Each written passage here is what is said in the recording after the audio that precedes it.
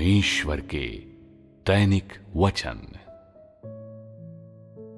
परमेश्वर विभिन्न परीक्षणों से जांच करता है कि लोग परमेश्वर का भय मानते और बुराई से दूर रहते हैं या नहीं। हर युग में जब परमेश्वर संसार में कार्य करता है, तब वो मनुष्य को कुछ वचन प्रदान करता है और उन्हें कुछ सत्य बताता है। ये सत्य ऐसे मार्ग के रूप में कार्य करते हैं जिसके मुताबिक मनुष्य को चलना चाहिए, जिस पर मनुष्य को चलना चाहिए, ऐसा मार्ग जो मनुष्य को परमेश्वर का भय मानने और बुराई से दूर रहने में सक्षम बनाता है। ऐसा मार्ग जिसे मनुष्य को अभ्यास में लाना चाहिए और अपने जीवन में और अपनी जीवन यात्राओं के दौरान उसके मुताबिक चलना चाहिए। इन्हीं कारणों से परमेश्वर इन वचनों को मनुष्य को प्रदान करता है। ये वचन जो परमेश्वर से आते हैं, उनके मुताबिक ही मनुष्य को चलना चाहिए और उनके मुताबिक चलना ही जीवन पाना है।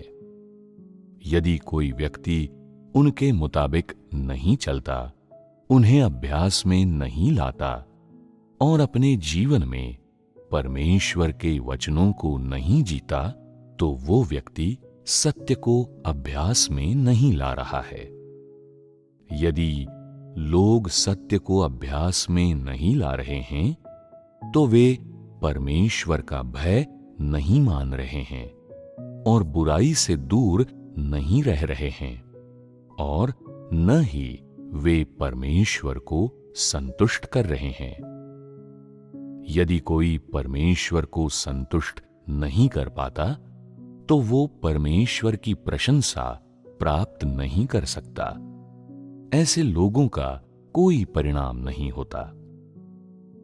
तब परमेश्वर अपने कार्य के दौरान किस प्रकार किसी व्यक्ति के परिणाम को निर्धारित करता है? मनुष्य के परिणाम को निर्धारित करने के लिए परमेश्वर किस पद्धति का उपयोग करता है? शायद इस वक्त भी तुम लोग इस बारे में अस्पष्ट हो, परंतु जब मैं तुम लोगों को प्रक्रिया बताऊंगा तो ये बिल्कुल स्पष्ट हो जाएगा, क्योंकि तुम में से बहुत से लोगों ने पहले ही इसका अनुभव कर लिया है। परमेश्वर के कार्य के दौरान आरंभ से लेकर अब तक परमेश्वर ने प्रत्येक व्यक्ति के लिए, या तुम लोग कह सकते हो उस प्रत्येक व्यक्ति के लिए जो उसका अनुसरण करता है, परीक्षाएं निर्धारित कर रखी हैं और ये परीक्षाएं भिन्न भिन्न आकारों में होती हैं। कुछ लोग ऐसे हैं जिन्होंने अपने परिवार के द्वारा ठुकराए जाने की परीक्षा का अनुभव किया है। कुछ ने विपरीत परिवेश की परीक्षा का अनुभव किया है। कुछ लोगों ने गिरफ्तार किए जाने और यातना दिए जाने की परीक्षा का अनुभव किया है। कुछ लोगों ने विकल्प का सामना करने की परीक्षा का अनुभव किया है और कुछ लोगों ने धन एवं हैसियत की परीक्षाओं का सामना करने का अनुभव किया है। सामान्य रूप से कहें तो तुम लोगों में से प्रत्येक ने सभी प्रकार की परीक्षाओं का सामना किया है। परमेश्वर इस प्रकार से कार्य क्यों करता है? परमेश्वर हर किसी के साथ ऐसा व्यवहार क्यों करता है? वो किस प्रकार के परिणाम देखना चाहता है? जो कुछ मैं तुम लोगों से कहना चाहता हूं, उसका महत्वपूर्ण बिंदु ये है, परमेश्वर देखना चाहता है कि ये व्यक्ति उस प्रकार का है या नहीं जो परमेश्वर का भय मानता है और बुराई से दूर रहता है। इसका अर्थ ये है कि जब परमेश्वर तुम्हारी परीक्षा ले रहा होता है, तुम्हें किसी परिस्थिति का सामना करने पर मजबूर कर रहा होता है, तो वो ये जांचना चाहता है कि तुम ऐसे व्यक्ति हो या नहीं जो उसका भय मानता और बुराई से दूर रहता है। यदि किसी व्यक्ति को किसी भेंट को सुरक्षित रखने का काम दिया गया है और वो अपने कर्तव्य के कारण परमेश्वर की भेंट के संपर्क में आता है, तो क्या तुम्हें लगता है कि ये ऐसा काम है जिसकी व्यवस्था परमेश्वर ने की है? इसमें कोई शक ही नहीं है। हर चीज जो तुम्हारे सामने आती है, उसकी व्यवस्था परमेश्वर ने की होती है। जब तुम्हारा सामना ऐसे मामले से होगा, तो परमेश्वर गुप्त रूप से तुम्हारा अवलोकन करेगा, देखेगा कि तुम क्या चुनाव करते हो, कैसे अभ्यास करते हो, तुम्हारे विचार क्या हैं। परमेश्वर को सबसे अधिक चिंता अंतिम परिणाम की होती है, चूंकि इसी परिणाम से वो मापेगा कि इस परीक्षा विशेष में तुमने परमेश्वर के मानक को हासिल किया है या नहीं। हालांकि जब लोगों का सामना किसी मसले से होता है, तो वे प्रायः इस बारे में नहीं सोचते कि उनका सामना इससे क्यों हो रहा है। परमेश्वर को उनसे किस मानक पर खरा उतरने की अपेक्षा है, वो उनमें क्या देखना चाहता है या उनसे क्या प्राप्त करना चाहता है।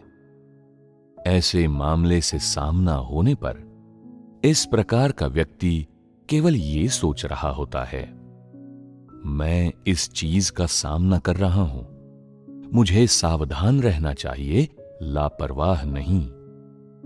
चाहे कुछ भी हो, ये परमेश्वर की भेंट है और मैं इसे छू नहीं सकता हूं। ऐसे सरल विचार रखकर वे सोचते हैं कि उन्होंने अपना उत्तरदायित्व पूरा कर लिया।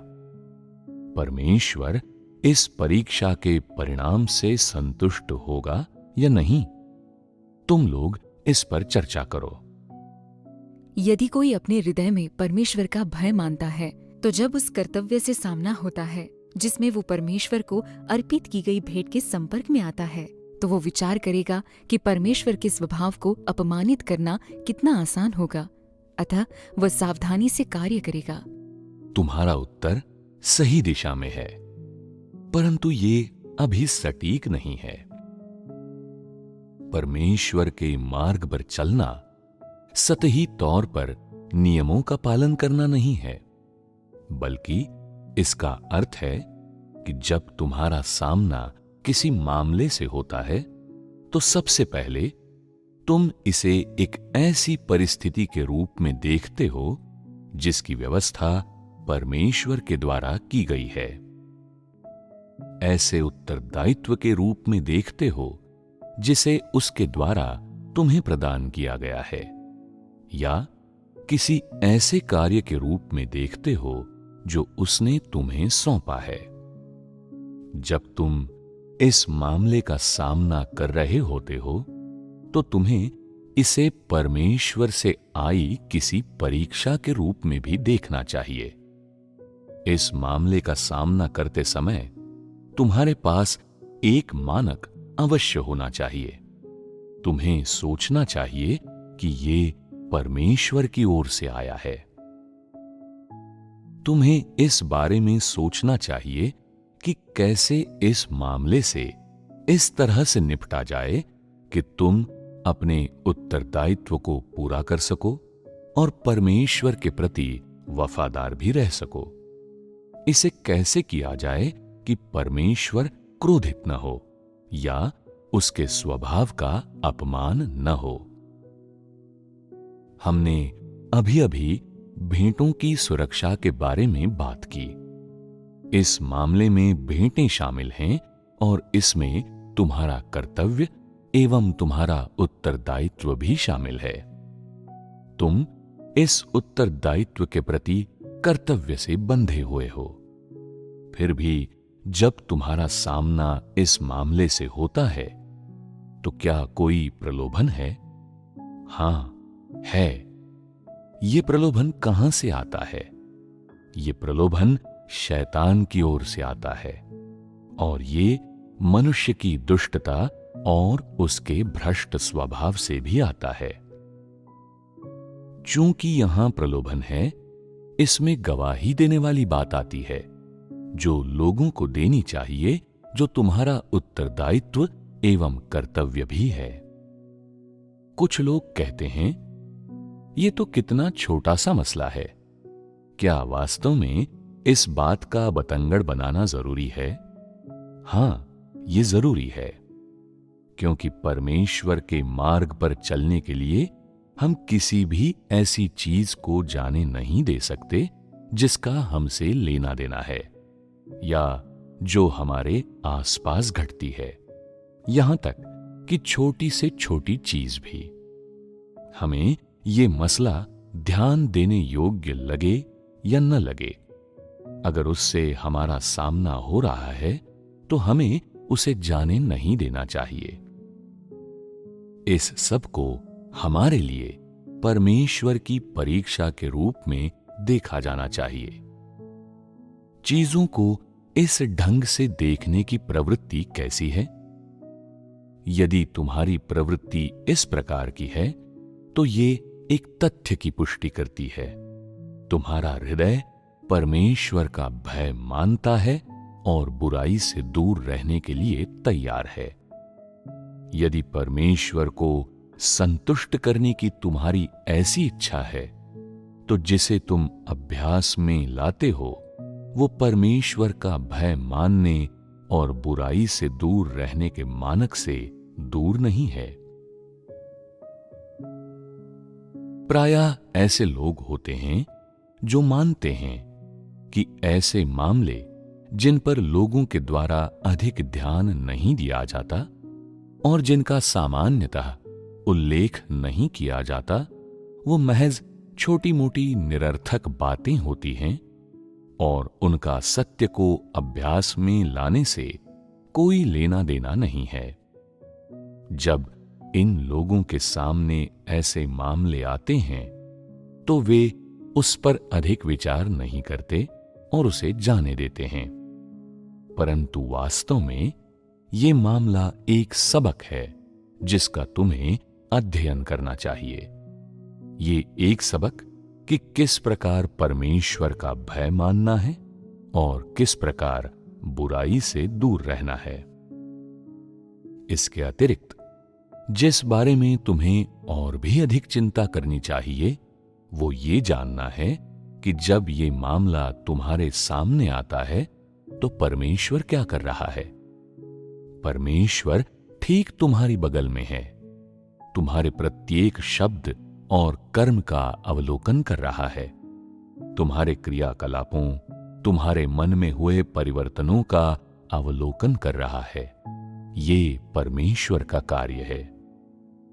कुछ लोग पूछते हैं, अगर ये सच है तो मुझे ये महसूस क्यों नहीं होता है?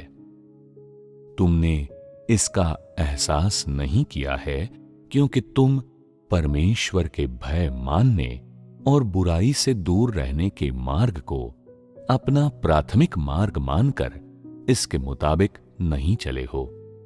इसलिए तुम मनुष्य में परमेश्वर के सूक्ष्म कार्य को महसूस नहीं कर पाते, जो लोगों के भिन्न भिन्न विचारों और भिन्न भिन्न कार्यकलापों के अनुसार स्वयं को अभिव्यक्त करता है। तुम एक चंचल चित्त वाले व्यक्ति हो। बड़ा मामला क्या है, छोटा मामला क्या है, उन सभी मामलों को बड़े और छोटे मामलों में विभाजित नहीं किया जाता जिसमें परमेश्वर के मार्ग पर चलना शामिल है।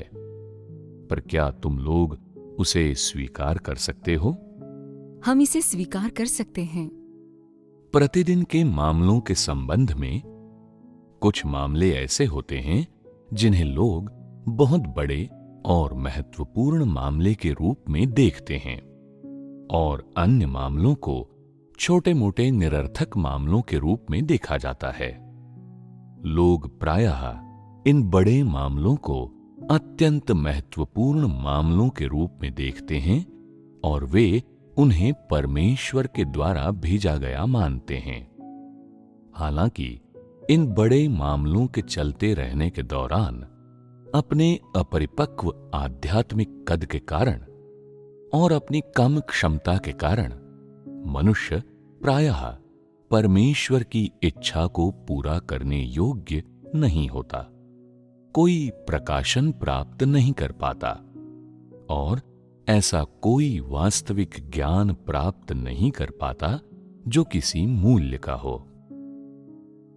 जहां तक छोटे छोटे मामलों की बात है, लोगों द्वारा इनकी अनदेखी की जाती है और थोड़ा थोड़ा करके हाथ से फिसलने के लिए छोड़ दिया जाता है। इस प्रकार लोगों ने परमेश्वर के सामने जांचे जाने और उसके द्वारा परीक्षण किए जाने के अनेक अवसरों को गंवा दिया है। यदि तुम हमेशा लोगों, चीजों, मामलों और परिस्थितियों को अनदेखा कर देते हो जिनकी व्यवस्था परमेश्वर तुम्हारे लिए करता है, तो इसका क्या अर्थ होगा? इसका अर्थ है कि हर दिन, यहां तक कि हर क्षण तुम अपने बारे में परमेश्वर की पूर्णता का और परमेश्वर की अगुवाई का परित्याग कर रहे हो। जब कभी परमेश्वर तुम्हारे लिए किसी परिस्थिति की व्यवस्था करता है, तो वो गुप्त रीति से देख रहा होता है, तुम्हारे हृदय को देख रहा होता है, तुम्हारी सोच और विचारों को देख रहा होता है, देख रहा होता है कि तुम किस प्रकार सोचते हो, किस प्रकार कार्य करोगे। यदि तुम एक लापरवाह व्यक्ति हो, ऐसे व्यक्ति जो परमेश्वर के मार्ग, परमेश्वर के वचन या जो सत्य के बारे में कभी भी गंभीर नहीं रहा है, तो तुम उसके प्रति सचेत नहीं रहोगे, उस पर ध्यान नहीं दोगे जिसे परमेश्वर पूरा करना चाहता है, न उन अपेक्षाओं पर ध्यान दोगे जिन्हें वो तुमसे तब पूरा करवाना चाहता था जब उसने तुम्हारे लिए परिस्थितियों की व्यवस्था की थी। तुम ये भी नहीं जानोगे कि लोग, चीजें और मामले जिनका तुम लोग सामना करते हो, वे किस प्रकार सत्य से या परमेश्वर के इरादों से संबंध रखते हैं। तुम्हारे इस प्रकार बार बार परिस्थितियों और परीक्षणों का सामना करने के पश्चात जब परमेश्वर तुम में कोई परिणाम नहीं देखता, तो परमेश्वर कैसे आगे बढ़ेगा? बार बार परीक्षणों का सामना करके तुमने अपने हृदय में परमेश्वर को महिमान्वित नहीं किया है, न ही तुमने उन परिस्थितियों का अर्थ समझा है जिनकी व्यवस्था परमेश्वर ने तुम्हारे लिए की है। परमेश्वर के परीक्षण और परीक्षाएं, इसके बजाय तुमने एक के बाद एक उन अवसरों को अस्वीकार कर दिया जो परमेश्वर ने तुम्हें प्रदान किए। तुमने बार बार उन्हें हाथ से जाने दिया। क्या ये मनुष्य के द्वारा बहुत बड़ी अवज्ञा नहीं है? हाँ, है। क्या इसकी वजह से परमेश्वर दुखी होगा? वो दुखी होगा। परमेश्वर दुखी नहीं होगा। मुझे इस प्रकार कहते हुए सुनकर तुम लोगों को एक बार फिर झटका लगा है। तुम सोच रहे होगे, क्या ऐसा पहले नहीं कहा गया था कि परमेश्वर हमेशा दुखी होता है? इसलिए क्या परमेश्वर दुखी नहीं होगा? तो परमेश्वर दुखी कब होता है? संक्षेप में, परमेश्वर इस स्थिति से दुखी नहीं होगा। तो उस प्रकार के व्यवहार के प्रति परमेश्वर की प्रवृत्ति क्या होती है जिसके बारे में ऊपर बताया गया है? जब लोग परमेश्वर द्वारा भेजे गए परीक्षाओं को अस्वीकार करते हैं, जब वे उनसे बचकर भागते हैं, तो इन लोगों के प्रति परमेश्वर की केवल एक ही प्रवृत्ति होती है। ये प्रवृत्ति क्या है? परमेश्वर इस प्रकार के व्यक्ति को अपने हृदय की गहराई से ठुकरा देता है। यहां ठुकराने शब्द के दो अर्थ हैं। मैं उन्हें अपने दृष्टिकोण से किस प्रकार समझाऊं? गहराई में ये शब्द घृणा का, नफरत का संकेतार्थ लिए हुए है।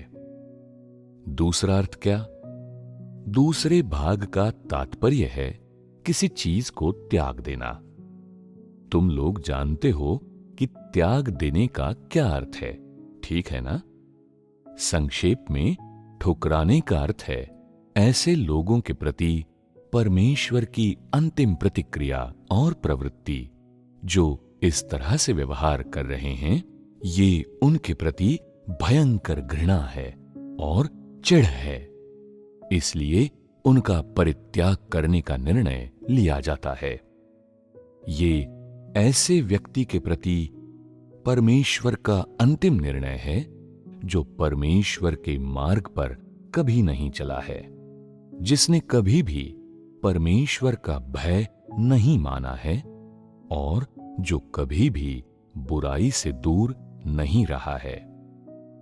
क्या अब तुम लोग इस कहावत के महत्व को समझ गए जो मैंने कही थी? क्या अब वो तरीका तुम्हारी समझ में आ गया है जिसे परमेश्वर मनुष्य का परिणाम निर्धारित करने के लिए उपयोग करता है? वो हर दिन भिन्न भिन्न परिस्थितियों की व्यवस्था करता है। वो भिन्न भिन्न परिस्थितियों की व्यवस्था करता है। ये वो चीजें हैं जिन्हें लोग महसूस और स्पर्श कर सकते हैं। तो ऐसा करने के पीछे परमेश्वर की मंशा क्या है? मंशा ये है कि परमेश्वर हर एक व्यक्ति की भिन्न भिन्न तरीकों से, भिन्न भिन्न समय पर और भिन्न भिन्न स्थानों पर परीक्षाएं लेना चाहता है। किसी परीक्षा में मनुष्य के किन पहलुओं को जांचा जाता है? परीक्षण ये तय करता है कि क्या तुम हर उस मामले में परमेश्वर का भय मानते हो और बुराई से दूर रहते हो जिसका तुम सामना करते हो, जिसके बारे में तुम सुनते हो, जिसे तुम देखते हो और जिसका तुम व्यक्तिगत रूप से अनुभव करते हो। हर कोई इस प्रकार के परीक्षण का सामना करेगा क्योंकि परमेश्वर सभी लोगों के प्रति निष्पक्ष है। तुम में से कुछ लोग कहते हैं, मैंने बहुत वर्षों तक परमेश्वर में विश्वास किया है। ऐसा कैसे है कि मैंने किसी परीक्षण का सामना नहीं किया? तुम्हें लगता है कि तुमने किसी परीक्षण का सामना नहीं किया है क्योंकि जब भी परमेश्वर ने तुम्हारे लिए परिस्थितियों की व्यवस्था की, तुमने उन्हें गंभीरता से नहीं लिया और परमेश्वर के मार्ग पर चलना नहीं चाहा।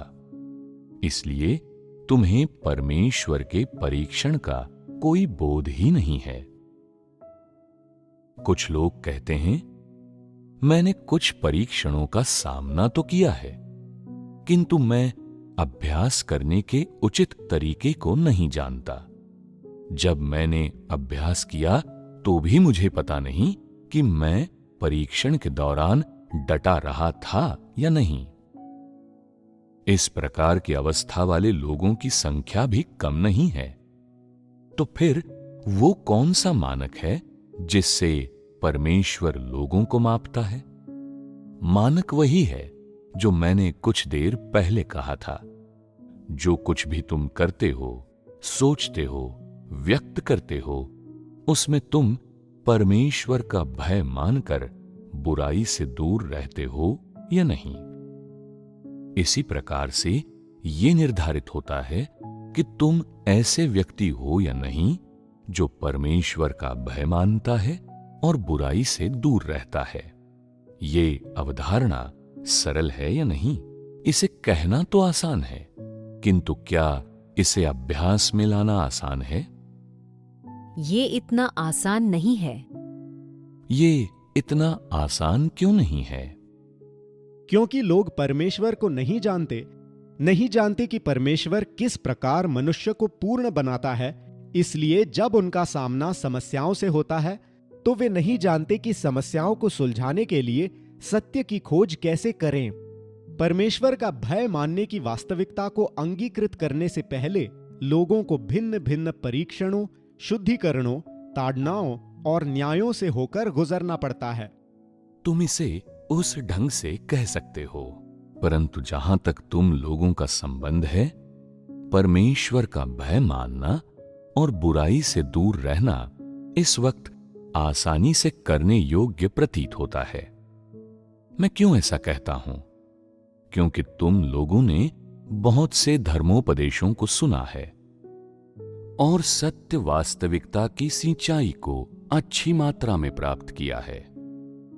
इससे तुम लोग ये समझ गए हो कि किस प्रकार सिद्धांत और सोच के संबंध में परमेश्वर का भय मानना है और बुराई से दूर रहना है। परमेश्वर का भय मानने और बुराई से दूर रहने के तुम लोगों के अभ्यास के संबंध में ये सब सहायक रहा है और इसने तुम लोगों को महसूस करवाया है कि इसे आसानी से प्राप्त किया जा सकता है।